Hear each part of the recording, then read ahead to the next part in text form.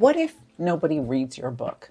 Should you even bother finishing it and continuing to write? I get that question a lot. People are concerned about either the fact that readers are not buying it, or the fact that they don't feel like they should share it, or nobody's really responding to them. And they're worried that maybe they wrote a crappy book.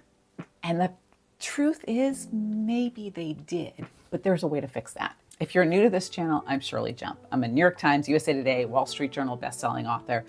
I've sold 8 million copies globally, which even I can't believe sometimes. That's just crazy. That's a lot of copies. And I'm here to teach you how to write a better book. So if you're writing your book and nobody's reading it or nobody's raving about it, what's the point to keep writing, right? Maybe I should just quit. Maybe I should just throw it away. Don't do that. I know the temptation because I have been rejected a lot. You guys have seen my videos on the hundreds of rejections that I received. In fact, I just received a rejection this month for a book that my agent has out on submission. This is one of 12 editors she sent it to. It's very possible the other 11 will reject it too, but that's okay, because you know what? I can write another one, and I can write another one after that, and maybe they won't buy the next 5 books I write, but I love this job so much that I will keep trying. Now, if nobody buys it or nobody reads it, should I keep trying with this genre that I was rejected on? Absolutely. And why would I put myself through that agony? I started out with a lot of books being rejected that no one read and no one liked and no one bought. That really could have stopped me right there. And I could have said, no way, I am not gonna write anymore. I suck, obviously, I'm just gonna quit. But I didn't. I kept going. Even though all the stars were saying, go in a different direction, Shirley, do anything other than write fiction, including my own agent at the time, who's no longer my agent, who said, maybe you don't quite have what it takes. But I'm so glad I did stick with it. Every good thing that has happened in my career has been because I didn't quit. There's 2 key reasons why you don't want to quit writing, even if nobody reads your book or people tell you it's crap. Because number 1, it gives you personal growth. There's nothing like a whole hell of a lot of rejections to teach you that you can keep going. The other thing, at least for me personally, that created a ton of personal strength that honestly has nothing to do with writing was doing a half Ironman. So after my divorce about 10 years ago, I started doing triathlons because I was terrified of the water, terrified of the bike, and I could kind of sort of run. Didn't seem like the right recipe to start doing triathlons because I was, no lie, completely terrified of swimming. I had had a pretty bad crash on a bike a few times, and I didn't want to get on a bike again. But my friends talked me into it, and I'm so glad that they did, because when you come down a hill in the rain at 36 miles an hour on a bike, you feel like the baddest ass in the world. And it taught me I can do hard things. I also swam in the Savannah River twice, and I swam across a lake in Orlando, both of which are places that are filled, like to the brim, with alligators. And that taught me, you know what, I can do some very terrifying things. And those things created a personal strength within me that I never knew I had. And I think a lot of that came from being rejected over and over again and realizing I would survive. Like, yeah, some editor hated my book, but it's not going to be the end of my world. I'm just going to keep writing, or I'll write another one. So those things will teach you personal and emotional strength. And that is key for having a career in a very fickle, very up and down industry. You didn't quit the first time you learned to drive a car because it was scary and there was a lot of knobs and buttons and dash things and all this other stuff and some cars going by you. You didn't quit at those things. And you especially didn't quit when you first got up to walk and all you did as a baby was run into stuff and bump your head. You kept going and you kept picking yourself up and going again. And what that did was teach you that you can fail and survive. You can fall and you can get up again. You can do scary things and keep going and do the next scary thing and the next scary thing. When you quit on your creativity, it's telling your brain, I'm not good enough. And you have this gift of storytelling.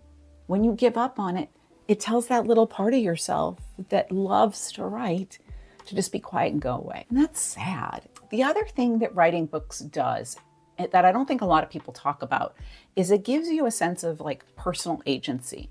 Because when you sit down to write a book, you are 100% in control of that world. And for me, when I started writing, the rest of my life was pretty chaotic. And this world that I created was the one thing that I controlled. and I'm probably going to get a little emotional right now, which I don't really want to because I'm on camera, but I started writing books when I was about 8 or 9, and I went through a pretty traumatic moment in my life back then. And I think I turned to books and to writing to escape all that and to sort of create a world where I could see happiness and joy. I stuck with that through all of the other things that came afterward, because I had a lot of years that were very difficult emotionally and personally in my life. And writing was my way to control my world and control what happened. As a side effect, I realized that I gave myself hope. Hope that that existed. Hope that that kind of man that I was creating in the romance novels I wrote existed. And side note, I found him and have been married to him for 3 years. So by starting with controlling what was on the page, I was able to find a world that welcomed that outside the page. When you're a kid, like, you just go around fearless. You jump off things and you fall off things and you're just like, I'll get up and do it again. As you get older and as you experience traumas and things that make you insecure or afraid, you lose that childlike ability to just go for it. But when I started writing, I was able to go for it on the page. Now, as I kept getting rejected, it was a lot like being a toddler and running into the wall or falling off the stairs. Honestly, it taught me that I could pick myself up and keep going. So it gave me some of that childlike ability to take the risks and not worry about the consequences. Now, once you have a career in this industry, you do have to worry about consequences a little bit more because you're trying to meet publisher expectations or your own financial expectations. But if you can learn to let go and trust your gut and just go for it, you will be a much happier author in the long run. The second primary key reason why you should keep writing, even if nobody's reading your book, is because it teaches you how to write a book. I don't recommend anyone publish their very first draft of their very first book because I guarantee it's crap.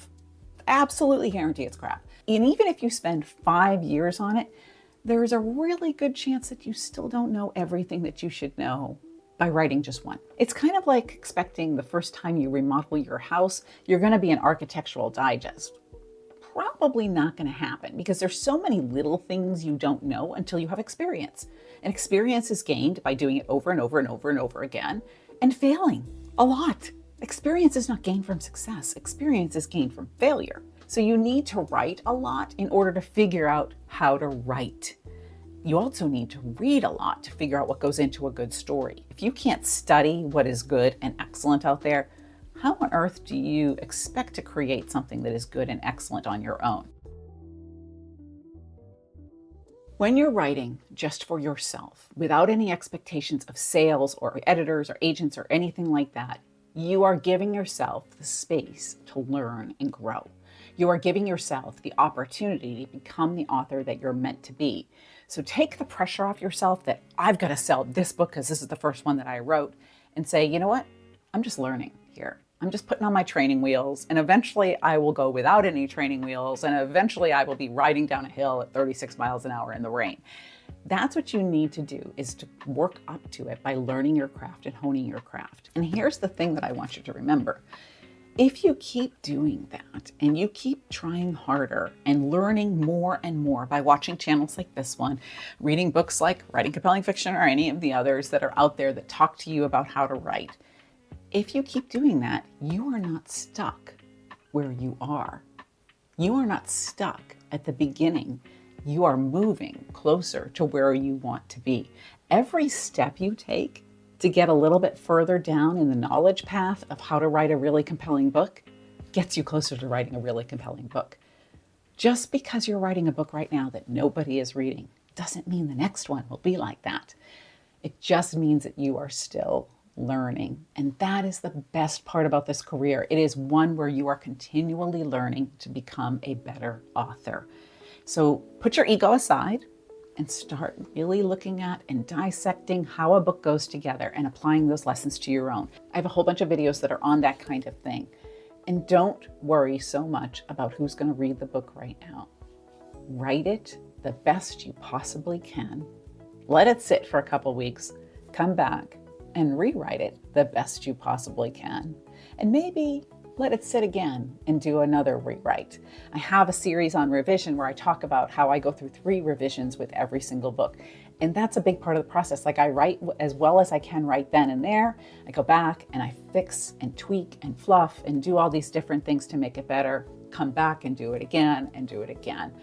Because it's never, ever going to be perfect. It's only going to be the best you can do at this possible moment in time.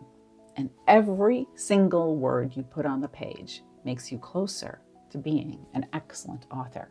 Don't forget to hit the like button if you enjoyed this video. And if you have a question about writing, drop it down below, and I'll see you on the other side of the page.